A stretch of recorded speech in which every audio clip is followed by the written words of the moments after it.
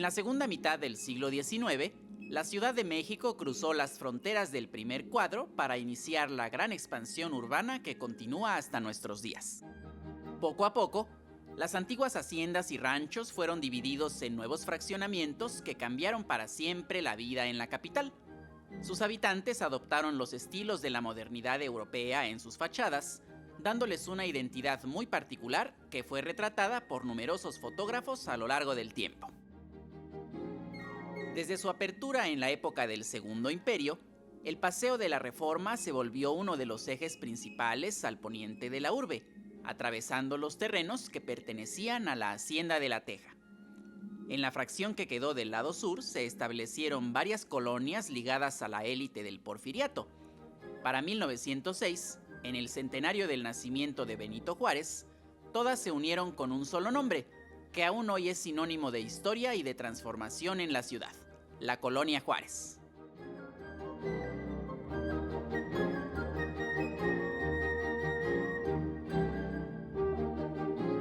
Entre las secciones que le dieron origen, quizá la más famosa fue la Colonia del Paseo o Americana, que se extendía de la actual Avenida Insurgentes a las calles de Versalles y Roma. A inicios del siglo XX, este cuadrante destacaba por sus amplias viviendas, que eran el escenario más frecuente de las crónicas sociales de entonces, donde se comparaba el paisaje local con el de ciudades como París o Viena.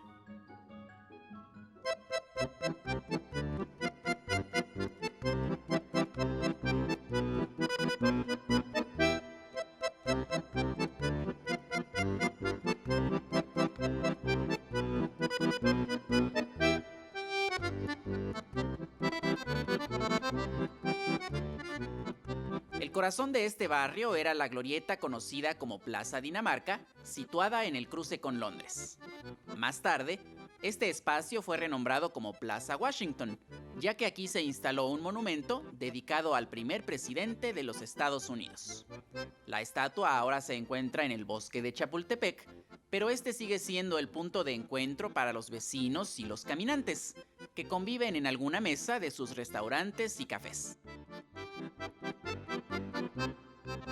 El ángulo noreste de la glorieta estaba ocupado por esta casa de estilo ecléctico, que era una de las más llamativas y apareció en varias postales, incluso cuando apenas iba tomando forma en medio de un horizonte solitario.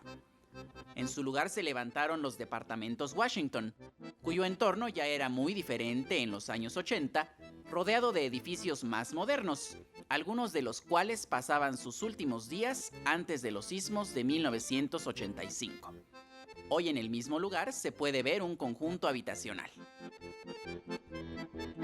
A esta altura, la calle de Londres era un reflejo de las variaciones y reformas que ha vivido la Juárez a lo largo del tiempo, adaptándose a cada momento para formar una combinación única.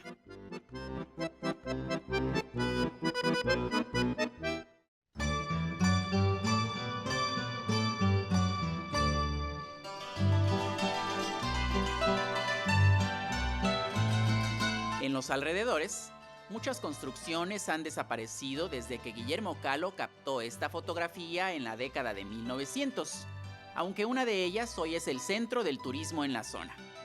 Se trata de esta residencia, diseñada por Antonio Rivas Mercado, que fue la locación de cintas como Doña Macabra o Coronación, y en 1979 se convirtió en el Museo de Cera.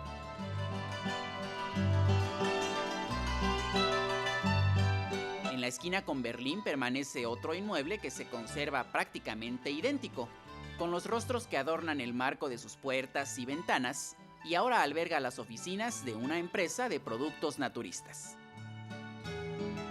Justo enfrente, esta imagen es el testimonio de una época en la arquitectura capitalina, con formas y elementos muy variados entre sí, que décadas después dieron paso a nuevas formas de habitar la ciudad.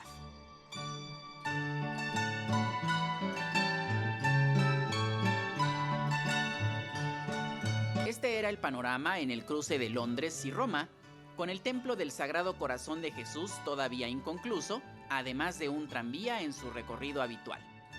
Para los años 70 la iglesia ya estaba terminada y en la acera opuesta destaca el anuncio de un supermercado que aún existe. En contraste con esta toma, Actualmente una multitud de peatones, ciclistas y automóviles recorren este sitio todos los días. Aquí también se encuentra una plaza dedicada al pensador italiano Giordano Bruno, quien fue quemado en la hoguera en 1600. Su figura es una presencia constante al inicio de la calle de Bruselas, que ahora es un corredor peatonal con espacios deportivos y varias opciones para comer.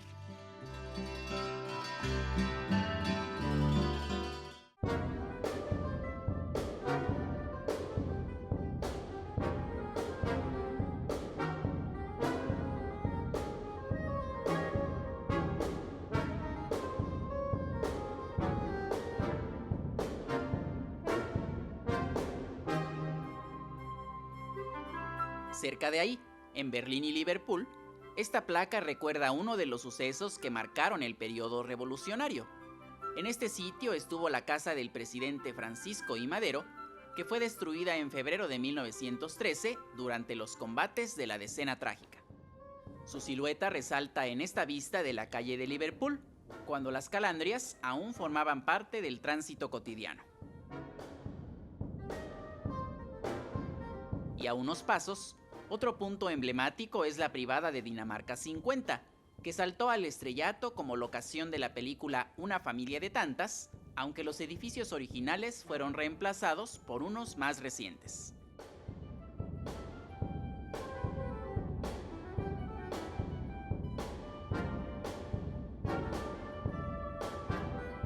Entre los edificios del rumbo, el de Berlín y Versalles guarda un lugar muy especial. Su fachada de ladrillo, con un curioso remate en la esquina, parece una sucursal de la célebre Casa de las Brujas de la colonia Roma. El inglés Regis Pigeon es el autor de ambas, aunque en esta incluyó un edificio anexo que ya no existe.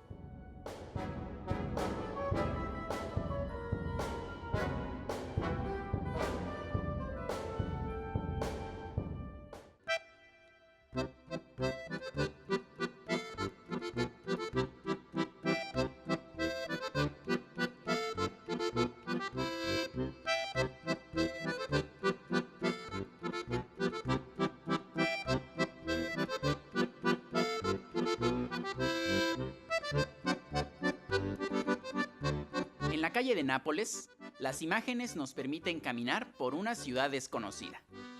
Así se veía la esquina con la avenida Chapultepec, donde ya no quedan rastros de las modas y los gustos de entonces entre sus locales y comercios.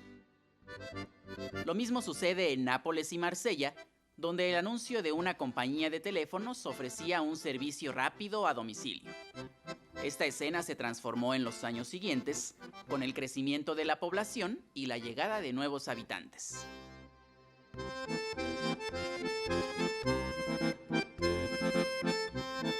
A la vuelta, en el número 44 de Marsella sobrevive una de las viviendas más interesantes de la colonia, que fue restaurada para albergar la rectoría de la Escuela Bancaria y Comercial. El diseño es obra del arquitecto Francisco Martínez Gallardo, y su fachada no ha perdido los detalles con los que fue inaugurada en 1913. Asomarse al interior es hacer un viaje al pasado para conocer el estilo de vida que llevaron sus habitantes, donde también cabían las fantasías orientales adaptadas al gusto americano, y la decoración se extiende a cada rincón para crear un ambiente pleno.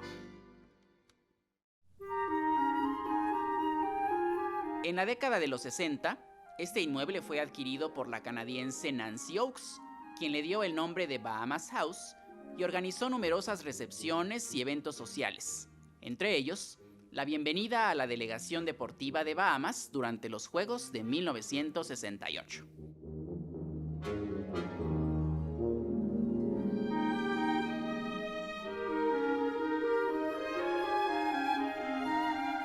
Actualmente también alberga un pequeño museo con exposiciones dedicadas a la enseñanza de la contabilidad en nuestro país. La intervención de la casa estuvo a cargo de un equipo de especialistas que adecuaron las recámaras y salones como áreas de trabajo y estudio, manteniendo las estructuras y materiales originales.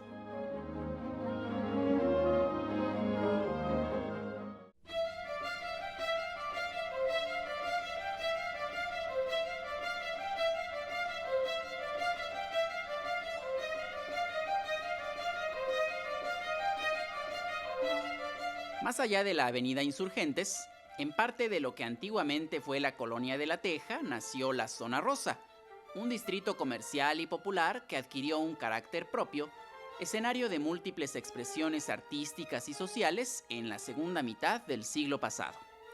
Las revistas de los años 70 presumían el rostro fresco y cosmopolita de este cuadrante y de sus visitantes, el lugar ideal para disfrutar una comida en los mejores restaurantes, como el del chef italiano Alfredo, que según la publicidad de la época, evocaba el ardiente verano romano y la primavera florentina en sus platillos.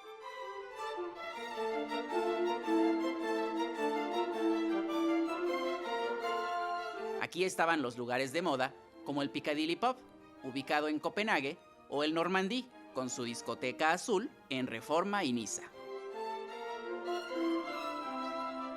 Los jóvenes pasaban la tarde entre las novedades de sus tiendas de ropa y discos, recorriendo los aparadores de un bazar de antigüedades en Londres o viendo una película en sus salas de arte, como este cineclub situado en Niza. En pocas cuadras se reunían los sonidos clásicos y las últimas tendencias, que iban desde un desfile de atuendos hippies en el pasaje Jacarandas hasta las llamadas boutiques psicodélicas, como la Sexta Dimensión, con diseños inspirados en viajes de ácido y hongos alucinógenos. En el momento de su auge, la Zona Rosa dejó atrás el mapa de lo cotidiano y se convirtió en un movimiento cultural que dejó huella en la vida reciente de la metrópoli. A finales de los 60, el fotógrafo holandés Bob Schalvig retrató algunos de sus espacios, desde el Conditori, que fue toda una tradición en Génova, hasta el cine latino, donde una pareja se da tiempo para leer el periódico.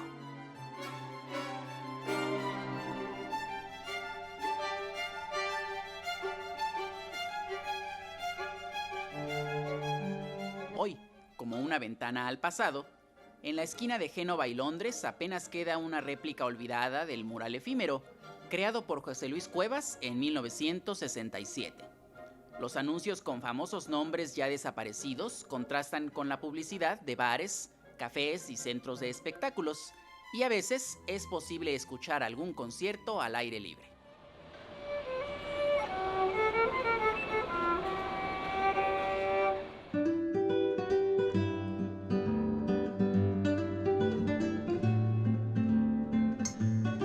El Paseo de la Reforma se ha convertido en el corredor más importante de la capital, sede de oficinas, negocios y grandes rascacielos, y también es el escenario de un paisaje tranquilo y quizá placentero en esta postal de los años 20. Entre las viviendas de los alrededores destaca un campo de fútbol llanero frente a la calle de Génova. Poco después, en la esquina se levantó la parroquia votiva, obra del arquitecto Vicente Mendiola, cuyas campanas han señalado el paso de las horas desde su apertura en 1931.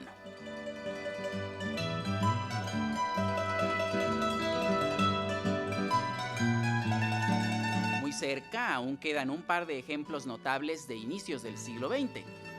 El primero es esta casa de estilo ecléctico que perteneció a la familia Diener y ocupa la pequeña manzana de Insurgentes, Hamburgo y Abre, con un atractivo especial que ha inspirado la imaginación de incontables transeúntes en un entorno que ahora es muy concurrido, pero antes se encontraba rodeado de soledad.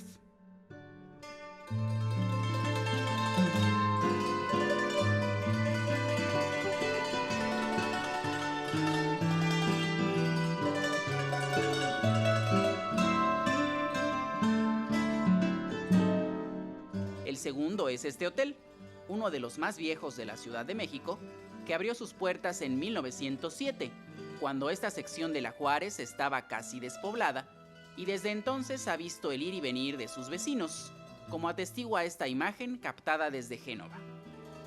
Esta otra nos deja ver el acceso original por la calle de Liverpool. Más tarde, el edificio se amplió hacia el norte, con una nueva entrada por Londres que aquí se asoma entre los automóviles, en un par de escenas que parecen haber salido del cine de la época de oro. En el interior queda constancia del papel que este sitio ha jugado en la historia local, repleta de anécdotas exhibidas en las vitrinas de su colección, donde se pueden revivir las voces de sus protagonistas. Señor Tomás A. Edison. grato complacerle porque tengo en muy alta estimación.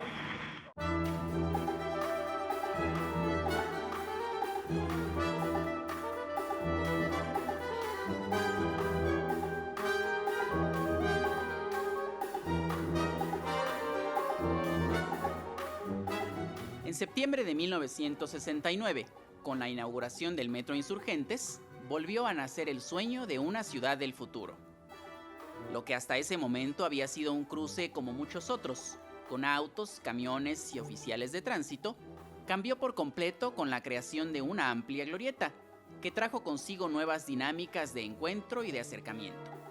Lentamente, la zona rosa renovó su rostro para ajustarse a la llegada de nuevos tiempos.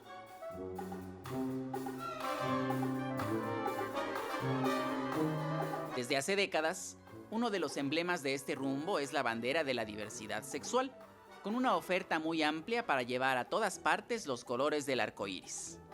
Como sucede en otras urbes, esta librería café en la calle de Niza es un punto central para la cultura LGBT, con un ambiente que invita a la convivencia, un amplio catálogo especializado en temas de género y una cartelera de eventos dedicados a discutir los asuntos de interés para la comunidad.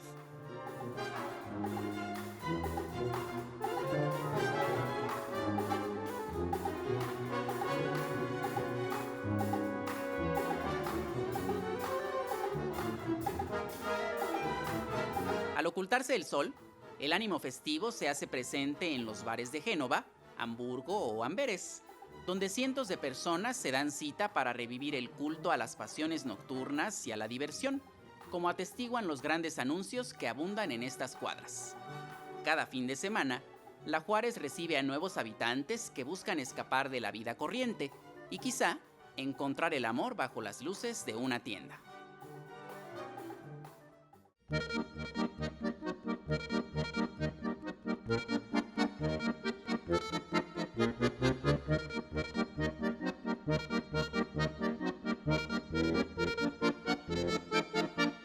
Caminando hacia el bosque de Chapultepec, nuevos rituales y estilos más recientes le dan un aspecto distinto a la sección más occidental de la colonia, frecuentada por los trabajadores de las oficinas cercanas.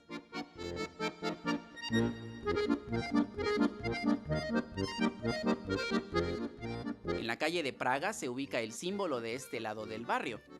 El Templo del Santo Niño de la Paz es un ejemplo interesante de arquitectura neogótica, decorado con las figuras de diversos personajes de la iglesia, que contrastan con los pináculos y las tracerías de la fachada, rematada por un chapitel metálico. Aquí se filmó la secuencia final de la cinta El Gran Calavera, de Luis Buñuel. El interior es de formas sencillas, con algunas referencias a la ciudad europea de Praga.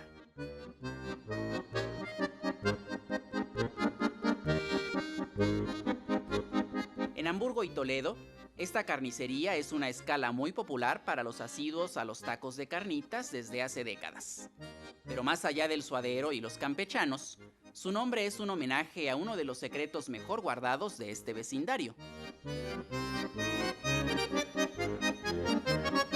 El Parque Luna, fundado en 1906, fue uno de los primeros parques de diversiones en la ciudad y contó con múltiples atracciones únicas para la época, incluyendo una montaña rusa, un cine, un café de la muerte y una casa de los trastornos.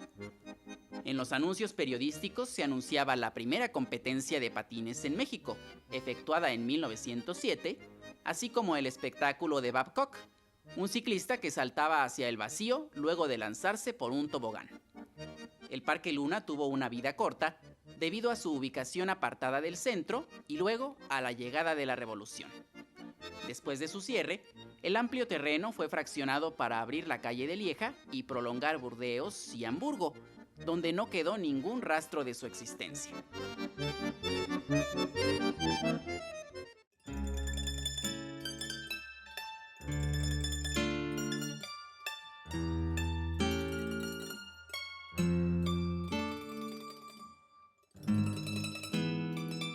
La mayor parte del terreno que perteneció al Parque Luna se volvió una manzana triangular, destinada a la construcción del Departamento de Salubridad de Higiene, un complejo de estilo Art Deco, planeado por Carlos Obregón Santacilia y concluido en 1929, que hoy alberga la Secretaría de Salud. La fachada de concreto se mantiene igual que en las fotografías del pasado, con algunos motivos de corte nacionalista y relieves alusivos a la salud y a la naturaleza. Las transformaciones se han dado en los alrededores, con la construcción de la Estela de Luz y su plaza aledaña, y sobre todo, con las torres que hoy dominan esta zona, los rascacielos más altos de la capital, situados en lo que antes fueron sembradíos y tierras de cultivo, donde un emperador trazó un camino nuevo para ir de su castillo a la ciudad. En los límites de la colonia Juárez, el paradero del metro Chapultepec es el lugar de paso para miles de personas que recorren rutas cada vez más largas. Justo ahí, hace casi un siglo, este tranvía iniciaba el viaje hacia un futuro desconocido.